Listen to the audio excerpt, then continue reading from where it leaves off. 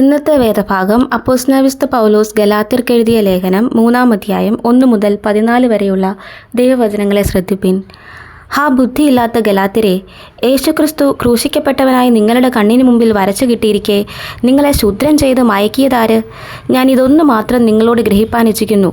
നിങ്ങൾക്ക് ആത്മാവ് ലഭിച്ചത് ന്യായപ്രമാണത്തിൻ്റെ പ്രവൃത്തിയാലോ വിശ്വാസത്തിൻ്റെ പ്രസംഗം കേട്ടതിനാലോ?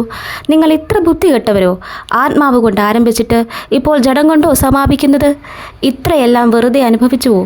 വെറുതെ അത്രേ എന്ന് വരികിൽ, എന്നാൽ നിങ്ങൾക്ക് ആത്മാവിനെ നൽകി നിങ്ങളുടെ ഇടയിൽ വീര്യപ്രവൃത്തികളെ ചെയ്യുന്നവൻ ന്യായപ്രമാണത്തിൻ്റെ പ്രവൃത്തിയാലോ വിശ്വാസത്തിൻ്റെ പ്രസംഗത്താലോ അങ്ങനെ ചെയ്യുന്നത്?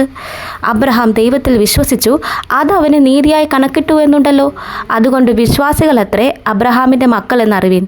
എന്നാൽ ദൈവം വിശ്വാസം മൂലം ജാതികളെ നീതീകരിക്കുന്നുവെന്ന് തിരുവെഴുത്ത് മുൻ കണ്ടിട്ട് നിന്നിൽ സകല ജാതികളും അനുഗ്രഹിക്കപ്പെടും എന്നുള്ള സുവിശേഷം അബ്രഹാമിനോട് മുമ്പ് കൂട്ടി അറിയിച്ചു. അങ്ങനെ വിശ്വാസികൾ അവിശ്വാസിയായ അബ്രഹാമിനോടുകൂടെ അനുഗ്രഹിക്കപ്പെടുന്നു. എന്നാൽ ന്യായപ്രമാണത്തിൻ്റെ പ്രവൃത്തിയിൽ ആശ്രയിക്കുന്ന ഏവരും ശാപത്തിന് കീഴാകുന്നു.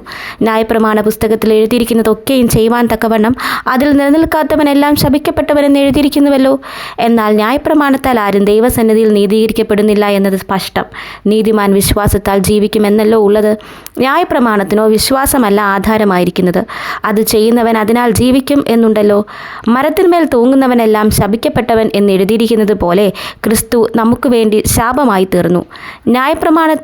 ന്യായപ്രമാണത്തിൻ്റെ ശാപത്തിൽ നിന്ന് നമ്മെ വിലയ്ക്ക് വാങ്ങി. അബ്രഹാമിൻ്റെ അനുഗ്രഹം ക്രിസ്തുയേശുവിൽ ജാതികൾക്ക് വരേണ്ടതിന് നാം ആത്മാവെന്ന വാഗ്ദത്ത വിഷയം വിശ്വാസത്താൽ പ്രാപിപ്പാൻ തന്നെ. ഈ വചനങ്ങളാൽ ദൈവം നമ്മെ ഏവരെയും അനുഗ്രഹിക്കുമാറാകട്ടെ.